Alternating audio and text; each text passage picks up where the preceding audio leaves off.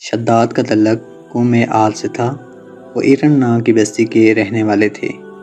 وہ بستی بڑے بڑے ستونوں والی تھی۔ حماد جمع ہے حمد کی، اور حمد کے معنی ستون کے ہیں۔ عاد کے نام سے دو قومیں گزری ہیں، ایک کو عاد قدیمہ یا عاد ارم کہتے ہیں۔ یہ عاد بن عوز بن ارم بن سام بن نوح علیہ السلام کی اولاد میں سے تھے۔ ان کے دادا کی طرف منسوب کر کے ان کو عاد ارم بھی کہا جاتا ہے۔ اس شہر کا نام بھی انہوں نے اپنے دادا کے نام پر رکھا تھا۔ اللہ تعالیٰ نے انہیں سرسبز کھیتیاں بھی دے رکھی تھیں، جانور بھی، پانی بھی اور وافر خوراک بھی۔ نعمتوں کی اس فراوانی نے انہیں بھٹکا دیا، وہ اللہ کے باغی ہو گئے۔ ہدایت کے لیے حضرت ہود کو بھیجا گیا، وہ انہیں تبلیغ کرنے لگے، لیکن عاد ان کا مذاق اڑانے لگے۔ وہ شرک سے پیچھے ہٹنے کے لیے راضی نہ ہوئے۔ شداد اس قوم کا بادشاہ تھا۔ یہ دو بھائی تھے، شدید اور شداد۔ شدید پہلے بادشاہ بنا۔ وہ فوت ہوا تو شداد نے اقتدار سنبھال لیا۔ وہ ایک وسیع سلطنت کا حکمران تھا۔ حکومت یمن سے لے کر عراق اور بعض روایات کے مطابق ایران تک پھیلی تھی۔ حضرت ہود نے اسے سمجھانے کی بہت کوشش کی، لیکن اس کا دل بند تھا۔ اس قوم کو اللہ تعالیٰ نے غیر معمولی قد و قامت اور قوت عطا فرمائی تھی۔ اس میں ہر شخص کا قد کم از کم 12 گز کا ہوتا تھا۔ طاقت کا یہ حال تھا کہ بڑے سے بڑا پتھر جس کو کئی آدمی مل کر بھی نہ اٹھا سکیں، ان کا ایک آدمی ایک ہاتھ سے اٹھا کر پھینک دیتا تھا۔ یہ لوگ طاقت اور قوت کے بل بوتے پر پورے یمن میں قابض ہو گئے، اور اس دور میں کسی بادشاہ میں اتنی جرأت و طاقت نہ تھی کہ وہ شداد کا مقابلہ کر سکے۔ تسلط و غلبہ نے اس کو اتنا مغرور اور متکبر بنا دیا کہ اس نے خدائی کا دعویٰ کر دیا۔ اس وقت حضرت عاد علیہ السلام نے اسے بڑی سمجھانے کی کوشش کی۔ حضرت عاد علیہ السلام سے شداد نے پوچھا، اگر میں اللہ کے حکم کی پیروی کرتا ہوں تو مجھے کیا ملے گا؟ تو حضرت عاد علیہ السلام نے اسے کہا کہ آپ پر جنت حلال ہو جائے گی۔ شداد نے ان سے پوچھا کہ جنت کیا ہے؟ حضرت عاد علیہ السلام نے اسے جنت کا نقشہ بتایا۔ شداد نے کہا، یہ کیا بڑی بات ہے، میں خود جنت بنا سکتا ہوں۔ پھر شداد نے تقریباً 100 معتبر افراد کو بلایا اور ہر ایک کو 1000 آدمیوں پر مقرر کیا، اور تعمیر کے سلسلے میں ان سب کو اپنا نقطہ نظر اور پسند سمجھا دی۔ اس کے بعد پوری دنیا میں اس کام کے ماہرین کو عدن بھجوانے کا حکم دیا۔ اس کے علاوہ سب حکمرانوں کو یہ حکم دیا کہ سونے چاندی کی کانوں سے اینٹیں بنوا کر بھیجیں۔ وہ کوہ عدن کے متصل ایک مربع شہر جو 10 کوس چوڑا اور 10 کوس لمبا تھا بنانے کا حکم دیا۔ اس کی بنیادیں اتنی گہری کھدوائیں کہ پانی کے قریب پہنچا دیں۔ پھر ان بنیادوں کو سنگ سلیمانی سے بھر دیا۔ جب بنیادیں بھر کر زمین کے برابر ہو گئیں تو ان پر سونے چاندی کی اینٹوں کی دیواریں چنوا دی گئیں۔ ان دیواروں کی بلندی اس زمانے کے گز کے حساب سے 100 گز مقرر کی گئی۔ جب سورج چمکتا تو دیواروں پر نگاہ نہ ٹھہرتی تھی۔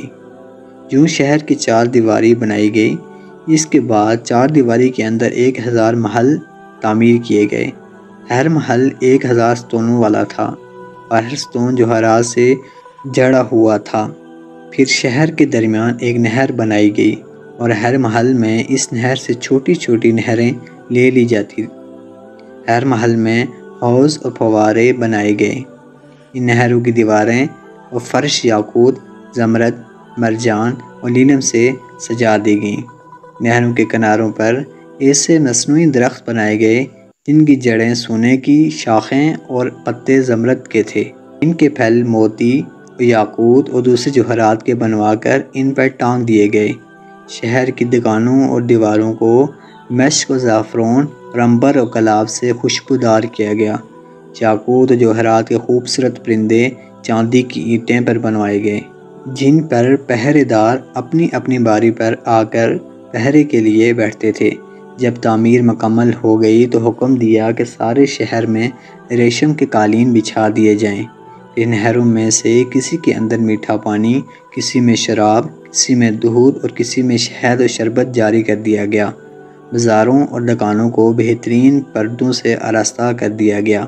اور ہر پیشہ اور ہنر والے کو حکم ہوا کہ اپنے اپنے کاموں میں مشغول ہو جائیں، اور یہ کہ اس شہر کے تمام باسیوں کے لیے ہر وقت ہر نوع قسم کے پھل میوے پہنچا کریں۔ 12 سال کی مدت میں یہ شہر جب اس سجاوٹ کے ساتھ تیار ہو گیا تو تمام امرا اور اراکین کو یہ حکم ہوا کہ سب اسی میں آباد ہو جائیں۔ پھر شداد خود اپنے لو لشکر کے ہمراہ انتہائی تکبر اور غرور کے ساتھ اس شہر کی طرف روانہ ہوا۔ بعض علماء و مسائلین کو بھی ساتھ لیا اور راستے بھر ان کا مذاق اڑاتا رہا اور ان سے کہتا رہا، ایسی جنت کے لیے تم مجھے کسی اور کے آگے جھکنے اور ذلیل ہونے کا کہہ رہے تھے، میری قدرت و دولت تم نے دیکھ لی۔ جب قریب پہنچا تو تمام شہر والے اس کی استقبال کے لیے شہر کے دروازے کے باہر آ گئے اور اس پر زور و جوہر نچھاور کرنے لگے۔ اس ناز و ادا سے چلتے ہوئے جب شہر کے دروازے پر پہنچا تو روایت ہے کہ ابھی اس نے گھوڑے کی رکاب سے ایک پونڈ نکال کر دروازے کی چوکھٹ پر رکھا تو اس نے وہاں پہلے ایک اجنبی شخص کو دیکھا۔ اس سے پوچھا، تو کون ہے؟ اس نے کہا، میں ملک الموت ہوں۔ پوچھا، کیوں آئے ہو؟ اس نے کہا، تیری جان لینے آیا ہوں۔ شداد نے اس سے کہا کہ مجھے اتنی مہلت دے دے کہ میں اپنی بنائی ہوئی جنت کو دیکھ لوں۔ جواب ملا کہ مجھ کو حکم نہیں۔ کہا، چلو اس قدر ہی فرصت دے دو کہ گھوڑے پر سے اتر آؤں۔ جواب ملا، اس کی بھی اجازت نہیں۔ چنانچہ ابھی شداد کا ایک پاؤں رکاب میں اور دوسرا چوکھٹ پر ہی تھا کہ ملک الموت نے اس کی روح قبض کر لی۔ پھر حضرت جبریل علیہ السلام نے بڑے زور سے ایک ہولناک چیخ ماری کہ اس وقت تمام شہر اپنی عالی شان سجاوٹوں کے ایسے زمین میں سمایا کہ اس کا نام و نشان تک باقی نہ رہا۔ قرآن مجید میں اس کا ذکر اس طرح ہوا ہے، وہ جو ارم تھے بڑے ستونوں والے اور شہروں سے اس کے مانند کوئی شہر شاندار نہ تھا۔